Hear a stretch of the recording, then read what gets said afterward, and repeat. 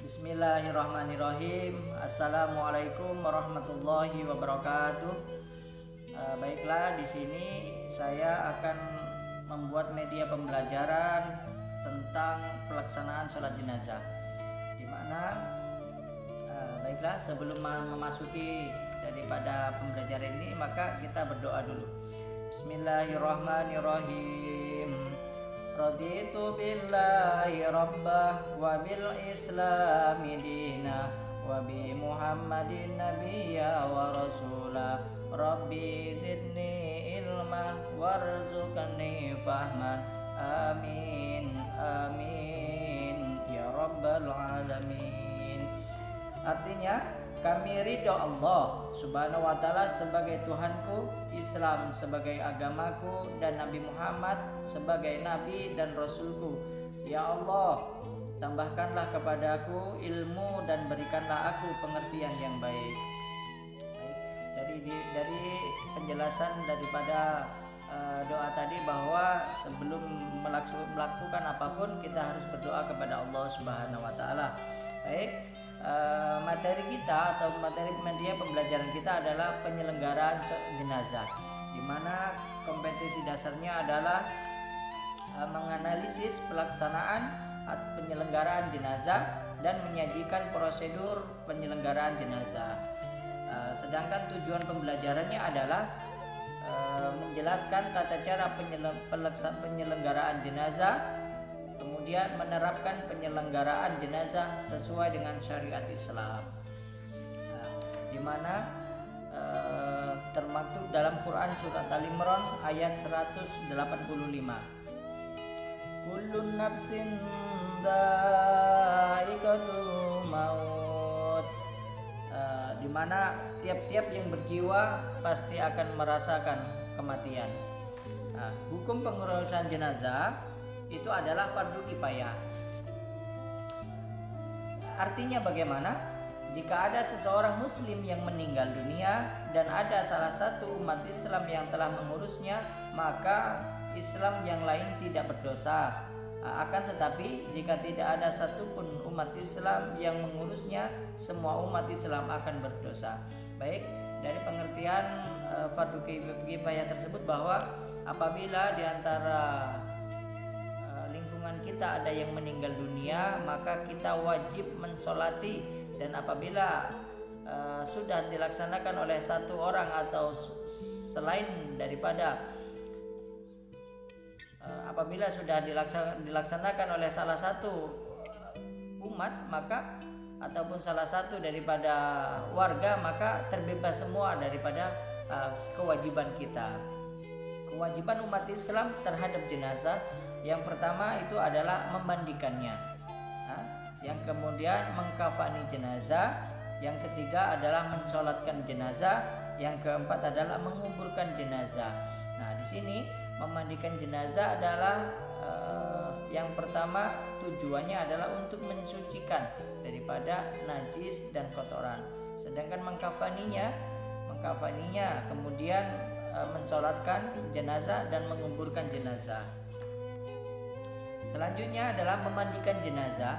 Syarat-syarat jenazah yang hendak dimandikan itu ada beberapa poin. Yang pertama, jenazahnya itu adalah beragama Islam. Yang kedua, didapati tubuhnya walaupun sedikit. Jadi kewajiban yang dimandikan jasadnya adalah, yang pertama adalah orang tersebut adalah agama Islam. Kemudian didapatkan atau didapati ada beberapa badannya, baik itu susu secara sempurna ataupun tidak sempurna. Yang ketiga adalah bukan bayi yang lahir prematur atau belum sempurna bentuknya. Maka bagi bayi yang yang lahir prematur atau belum sempurna bentuknya, maka tidak diwajibkan dimandikan. Karena apa? Karena belum memasuki daripada kriterianya. Kemudian tidak mati secara syahid, yaitu mati dalam pembela agama. Jadi yang wajib dimandikan itu adalah selain daripada yang mati syahid. Contohnya para syuhada, kalau dia memperjuangkan agama Islam, maka maka jasadnya tidak perlu dimandikan. Kemudian tujuan memandikan jenazahnya dilakukan untuk mensucikan jenazah dari kotoran dan najis. Memandikan jenazah dilakukan dengan air yang suci dan mensucikan. Jika tidak ada air, jenazah boleh ditayamumkan. Yang kemudian adalah tujuan pemandian jenazah itu adalah untuk mensucikan daripada najis dan kotoran. Hendaknya bagaimana? Hendaknya dari posisinya badannya itu lebih tinggi daripada yang memandikannya. Supaya apa? Supaya kotorannya itu nanti akan mengalir ke tempat yang rendah. Dan tujuannya adalah untuk mensucikan daripada jasad tersebut supaya bersih dan suci daripada najis. Dan seandainya tidak didapatin air, maka boleh ditayamumkan ya. Jadi seperti itu. Kemudian tujuan pemandian jenazahnya dilakukan untuk mensucikan jenazah dari kotoran najis tersebut. Dan jadi yang berhak memandikan jenazah ini hendaknya dilakukan oleh mahram jenazah. Jadi jika mahramnya tidak mampu memandikan jenazah, orang yang memandikan jenazah hendaknya orang-orang yang dapat dipercaya dan berjenis kelamin yang sama. Apabila contohnya seperti ini, apabila yang wafat itu adalah seorang laki-laki, maka ahli keluarganya yang berhak memandikannya. Dan apabila tidak ada yang yang wajib memandikannya, maka paling tidaknya berjenis kelaminnya sama. Apabila jasadnya tadi adalah ataupun mayatnya tadi laki-laki, maka yang memandikannya adalah yang laki-laki. Dan begitu juga apabila yang meninggal itu adalah perempuan, maka mahram itu lebih baik daripada yang lain. Dan apabila tidak dapat mahramnya, maka jasad perempuan tadi maka dimandikannya dan yang memandikannya adalah orang yang perempuan juga, seperti itu. Supaya apa? Supaya bisa menjaga daripada aib daripada jasad tersebut. Kemudian tata cara pemandian jenazah, yang pertama adalah memandikan jenazah dilakukan di tempat yang tertutup. Nah, jadi apabila memandikan jenazah maka itu harus dikelilingin dari tabir. Apabila di situ di tempat suatu yang lapang, maka harus ditutupi dengan tabir. Supaya apa? Supaya tidak terlihat oleh orang yang banyak. Maka harus ditutupin ataupun di tempat yang tertutup. Kemudian meletakkan jenazah di tempat yang agak tinggi. Supaya apa? Tujuannya adalah supaya mudah cara membersihkannya, dan apabila ada kotoran yang keluar, maka itu akan mengalir untuk yang ke bawahnya. Jadi tidak perlu jadi seperti itu. Dan kemudian memberikan kain basahan untuk menutup aurat jenazah. Jadi ketika pemandian maka diwajibkan untuk memberikan alas dari atasnya, sehingga ketika kita memandikan jenazah tersebut maka bisa menutupi daripada auratnya ya. Jadi seperti itu. Kemudian menekan dan mengurut perut jenazah untuk mengeluarkan kotoran. Ya, tujuannya apa? Tujuannya supaya bisa menghilangkan kotoran yang di dalam perut, supaya nanti ketika sudah pensuciannya maka kotoran tersebut tidak bisa keluar lagi ataupun sudah tidak keluar lagi. Kemudian membersihkan semua kotoran dan najis ya. Jadi tujuannya adalah untuk membersihkan daripada kotoran dan najis yang berada di dalam badannya tersebut. Yang selanjutnya mengalirkan air ke seluruh tubuh minimal 3 kali siraman ya. Jadi ketika sudah hampir selesai semua maka dialirkan airnya selama 3 kali. Tujuannya apa? Tujuannya supaya tidak ada kotoran yang melekat lagi. Nah, seperti itu. Jenazah yang diwudukan karena akan disolatin. Jadi yang terakhir ketika sudah dimandikan maka akan diwudukan dengan tujuan apa? Karena habis dari dimandikan nanti akan dikafanin kemudian disolatkan. Jadi kalau sudah diwudukan maka insya Allah mayat jasad tersebut akan menjadi suci ya. Kemudian mengkafani jenazah. Selanjutnya setelah pemandian jenazah ataupun memandikan jenazah, maka tahap yang kedua adalah mengkafani jenazah, di mana kain yang digunakan untuk mengkafani jenazah yaitu kainnya seharusnya berwarna putih karena menunjukkan bahwa putih itu adalah suci. Baik. Yang pertama adalah baik ya, pakaian yang digunakan adalah baik, bersih dan menutupi seluruh aurat jenazah ya, ataupun seluruh kujur jenazah. Yang pertama adalah kemudian yang warnanya putih, kemudian kering dan diberikan wangi-wangian, bukan berbahan sutra bagi laki-laki. Dan untuk yang perempuan itu untuk yang pakaiannya adalah diberikan pakaian selanjutnya adalah mengkafani, di mana setelah memandikan maka kita akan melakukan tahap yang kedua ataupun kewajiban yang kedua adalah mengkafani jenazah. Kain yang digunakan untuk mengkafani jenazah itu harus baik, kemudian bersih dan menutup seluruh tubuh jenazah. Dan selanjutnya adalah harus berwarna putih, kemudian kering dan wangi. Yang terus bukan berbahan sutra bagi yang laki-laki, dan 3 lapis untuk laki-laki dan 5 lapis untuk perempuan. Kemudian tata cara mengkafani jenazah. Tata cara mengkafani jenazah yaitu dengan cara pertama adalah hamparkan dulu tikar di meja atau di lantai, kemudian rentangkan 5 utas tali ya untuk mengikatnya itu, kemudian susun kain kafan sehelai demi sehelai dan taburkan wewangian di atas kain tersebut. Misalnya memberikan minyak wangi ya, jadi ditabur-taburkan minyak wangi, kemudian letakkan jenazah di atas susunan kain tersebut, kemudian tutup semua lubang yang ada di tubuh jenazah ya. Jadi contohnya kita harus menutupnya pakai kapas di sini ya, kupingnya, hidungnya, matanya, kemudian di ketiak-ketiaknya, di sela-selanya itu dia harus dikasihkan kapas supaya tidak bersentuhan seperti itu ya. Nah, kemudian letakkan jenazah di susunan kain ya. Yang terakhir adalah tutup semua lubangnya, kemudian bungkus tubuh jenazah dengan kain dan diikat dengan rapi. Jadi seperti itu tata cara daripada pengkafanan. Kemudian mensolatkan jenazah. Sedangkan kewajiban yang selanjutnya adalah mensolatkan jenazah.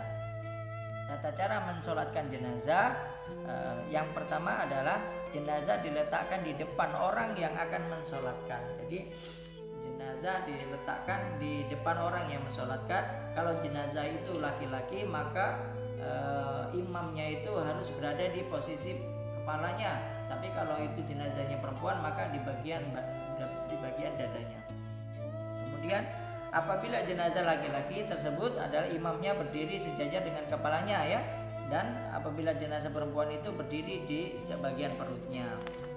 Kemudian imam berdiri paling depan dan diikuti makmum. Niat melaksanakan sholat jenazah itu adalah usolli ala hadzal mayyiti arba'ah takbiratin fardul kifayah makmuman kalau seandainya itu makmum, dan imaman apabila kita menjadi imaman lillahi ta'ala. Tapi kalau untuk yang itu jasadnya perempuan adalah usolli ala hadzal mayyitati arba'ah takbiratin fardhu kifayah imaman wa makmuman lillahi ta'ala. Jadi seperti itu. Kemudian di dalam prakteknya sholat jenazah yang pertama adalah takbir ya, takbir pertama, kemudian membaca surat Al-Fatihah. Yang kedua adalah membaca sholawat Nabi Muhammad SAW. Kemudian takbir yang ketiga adalah membaca doa jenazah ya. Contohnya Allahumma la tahrimna ajaraha wa la taftina ba'daha waghfir lana walaha. Itu kalau untuk jasadnya perempuan. Tapi kalau jasadnya laki-laki adalah Allahumma fir lahu warhamhu wa'afihi wa'fu anhu. Kemudian apabila sudah takbir ketiga, maka takbir keempat adalah membaca doa untuk keluarga. Allahumma la tahrimna ajarahu wa la taftina ba'dahu waghfir lana walahu. Itu apabila jasadnya itu adalah laki-laki. Dan apabila itu jasadnya perempuan, maka Allahumma la tahrimna ajraha wa la taftina ba'daha waghfir lana walaha. Nah, yang terakhir adalah salam dan terlanjutnya adalah tertib dan urut. Baik. Kemudian kewajiban seorang muslim selanjutnya adalah menguburkan jenazah. Di mana cara menguburkan jenazah sesuai syariat Islam? Yang pertama adalah membuat liang kubur yang dalam dan luasnya sesuai dengan kurang lebih 1-2 meter. Ya, kemudian disunahkan mendahulukan bagian kaki. Yang selanjutnya membaca doa saat memasukkan jenazah ke liang kubur. Ya, doanya bagaimana? Bismillahi wa ala millati rasulillahi wa ala sunnati rasulillah. Jadi seperti itu. Dan selanjutnya adalah membaringkan dan menghadapkan jenazah ke arah kiblat dengan posisi miring ke kanan. Ya, jadi kalau itu miring ke kanan arah ke kiblat. Jadi seperti itu. Kemudian meletakkan tanah yang dibulatkan untuk mengganjal punggung dan kepala jenazah. Jadi paling tidaknya membuat kepalan tanah itu kurang lebih biasanya itu 7 ya, di atas kepalanya, di pinggir kepala sini, kemudian di badan. Tujuannya apa? Tujuannya supaya memiringkan atau mengganjal mayat tersebut. Dan kemudian setelah diganjalkan, maka melepaskan tali-tali yang mengikat jenazah. Yang pertama membuka wajah dan kaki jenazah sehingga dapat menempel ke tanah. Jadi ketika dipiringkan, maka di bagian keningnya atau hidungnya dan bagian kakinya itu harus menempel ke tanah yang di depan, ya, menempelkan hidungnya, kepalanya dan kakinya tadi menempelkan di tanah yang bagian depan. Kemudian selanjutnya adalah menutup liang lahat dengan kayu dan ditimbun dengan tanah. Maka kewajiban selanjutnya adalah memasang batu nisan. Ya, itu apa tujuannya batu nisan? Untuk menandakan bahwa itu tanda bahwa ini adalah makam. Jadi seperti itu. Kemudian kewajiban yang selanjutnya adalah memohonkan ampun bagi jenazah, yaitu dengan mentalkinkan mayit, mendoakan ahli kuburnya tadi bahwa minta diampuni dosa-dosanya, diampuni segala kesalahannya dan diterima pahalanya di sisi Allah Subhanahu wa taala. Nah, demikianlah media pembelajaran ini mungkin bisa diambil manfaatnya. Apabila ada sesuatu atau ada kata-kata yang kurang baik, maka kepada Allah saya mohon maaf, kepada yang pendengar saya mohon maaf, kepada Allah saya mohon ampun. Saya akhiri, wabillahi taufiq wal hidayah. Wassalamualaikum warahmatullahi wabarakatuh. Untuk simulasi praktek sholat jenazah, lihat tayangan video berikut ini. Usolli ala hadal mayyitati arba'a takbiratin fardu kibaya lillahi ta'ala. Allahu akbar. Bismillahirrahmanirrahim. Alhamdulillahi rabbil alamin. Ar-Rahmanir-Rahim. Maliki yaumiddin. Iyyaka na'budu wa iyyaka nasta'in. Ihdinas siratal mustaqim. Siratal ladzina an'amta 'alaihim ghairil maghdubi 'alaihim waladdallin. Allahu akbar. Allahumma sholli ala sayyidina Muhammad wa ala ali sayyidina Muhammad kama sholaita ala sayyidina Ibrahim wa ala ali sayyidina Ibrahim wa barik ala sayyidina Muhammad wa ala ali sayyidina Muhammad kama barakta ala sayyidina Ibrahim wa ala ali sayyidina Ibrahim fil alamin innaka Hamidum Majid. Allahu akbar. Allahumma ighfir laha warhamha wa'afihi wa'fu anha. Allahu akbar. Allahumma la tahrimna ajraha wa la tafadhina ba'daha waghfir lana wa laha. Assalamualaikum warahmatullahi. Assalamualaikum warahmatullahi. Nah, Demikianlah simulasi praktek sholat jenazah tadi. Mudah-mudahan bisa bermanfaat dan berguna bagi kita semua. Amin.